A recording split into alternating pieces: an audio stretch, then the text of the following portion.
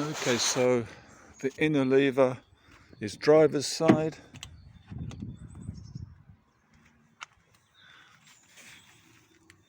You can see there's a petrol pump to release the petrol pump, but beneath that it's well hidden. There's a lever here.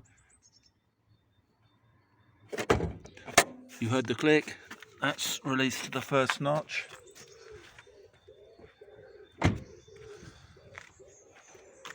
You've now got a gap there. This is a fairly easy one, standard one. It's above the badge, above the H for Honda. My fingers unusually they find the lever straight away. So it's between two of my fingers. The levers fix the car and not to the bonnet, or bonnet or hood itself. Off to the left and lift at the same time. Here's a support rod. And that fits into here. And it even drops in notches in. Okay. So you do your work, you check your oil, check the water, whatever.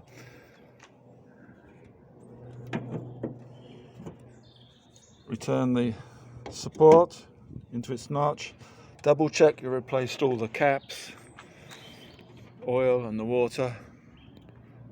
And the official way of, surprisingly, is to drop this from about a foot or 30 centimeters.